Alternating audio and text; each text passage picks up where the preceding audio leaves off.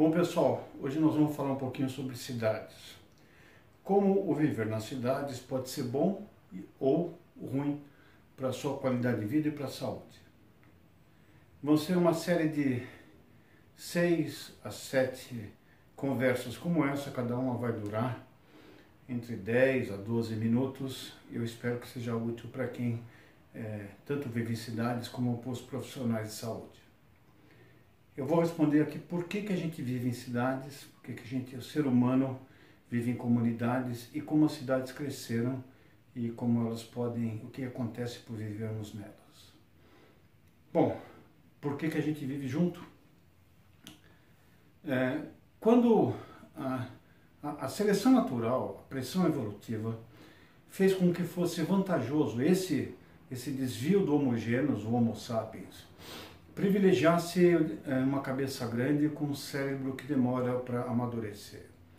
Nós não temos garras, temos um corpo relativamente pequeno, não somos páreos para nenhum predador, mas a ideia era de que a aposta evolutiva foi que se a gente tivesse um cérebro que fosse muito potente, capaz de ser plástico e fazer conexões ao longo da existência, seria possível, através de uma visão coletiva, ter um sucesso e sobreviver. Parece que isso deu certo, até demais. Hoje nós temos mais gente do que o planeta consegue comportar. Bom, aquele mesmo hormônio, a ocitocina, que faz contrair o útero, dilatar a cervice uterina e fazer passar um cabeção por um orifício estreito, que é o canal de parto, tem uma importante função também no nosso comportamento. Existem receptores cerebrais para a ocitocina que desenvolvem empatia, solidariedade, compaixão.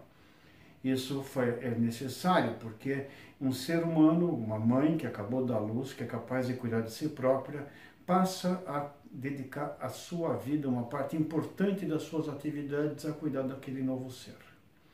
A ocitocina não está só presente em mulheres na fase reprodutiva, ou quando a mulher dá de mamar para o seu bebê.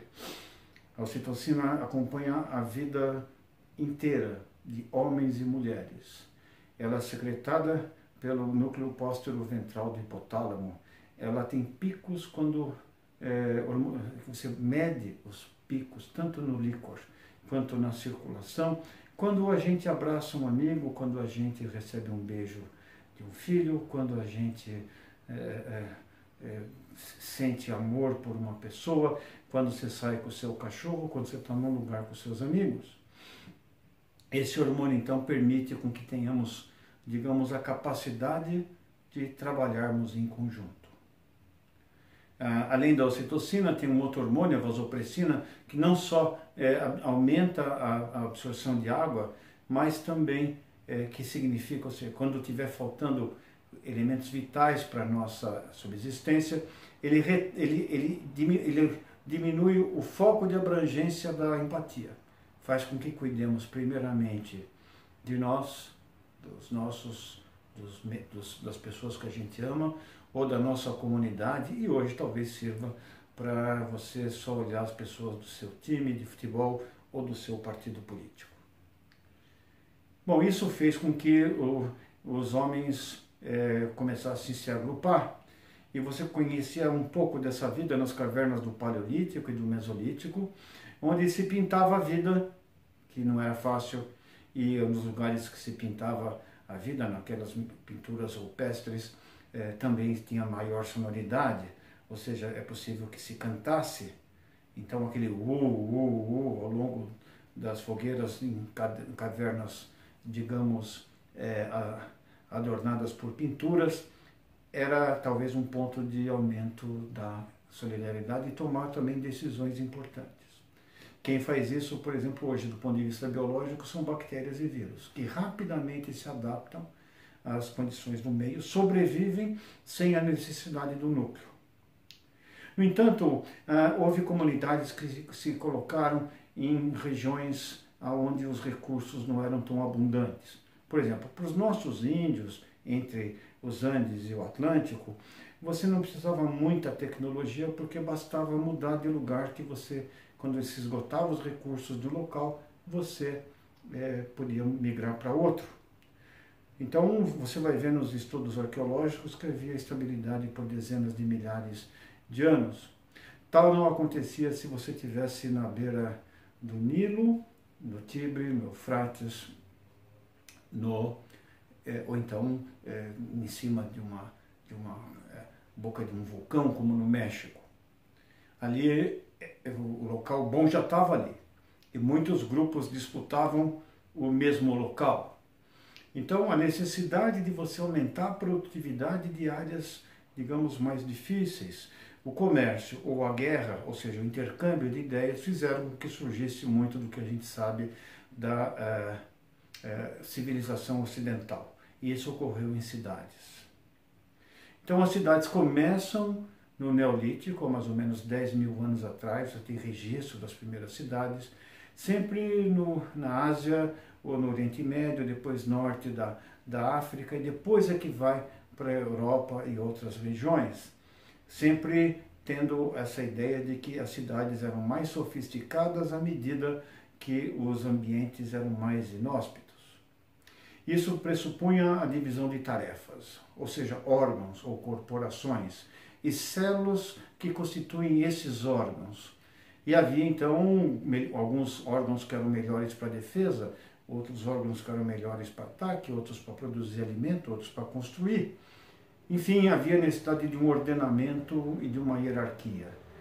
Ou seja, definir o bem melhor para aquele organismo que possuía componentes com diferentes capacidades, todos trabalhando pela sobrevivência daquela cidade ou daquele organismo, como na metáfora biológica que fazemos das cidades.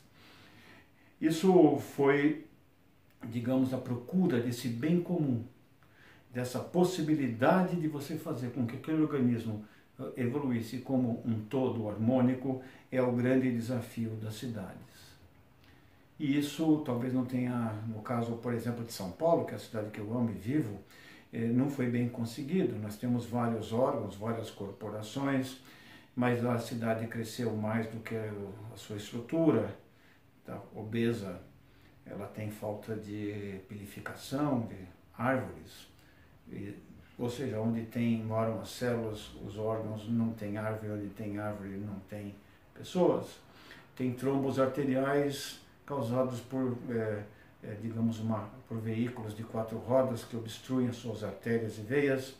Tem um ar ruim, causando inflamação das vias aéreas ou bronquite. Quando não chove, ela faz febre com ilhas de calor e desidrata. Quando chove, ela faz edema e incha, e transborda e inunda. Quando a gente tem um pouco de diarreia aquosa para os rios, insuficiência renal porque não filtra água, diabetes porque usamos energia de forma insustentável, e também um pouco de doença autoimune, porque algumas células de defesa agridem componentes normais desse tecido urbano, e principalmente um Alzheimer dos neurônios dirigentes, que acumulam proteínas tóxicas, proteínas ou propinas, e que esquecem rapidamente aquilo que uma gestão anterior fez, ou o que mesmo que prometeu nas eleições passadas, nas eleições que os colocaram naqueles postos onde eles deveriam zelar para o bem comum. Bom, a cidade oferece emprego, riqueza, encantamento, diversão, moradia, mas ela pode levar a alguns problemas sérios de saúde.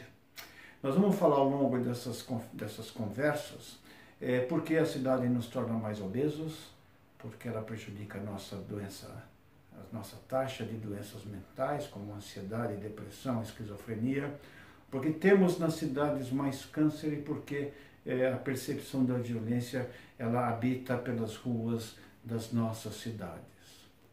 É um tema importante porque caiu no colo da saúde coisas que você não consegue prescrever.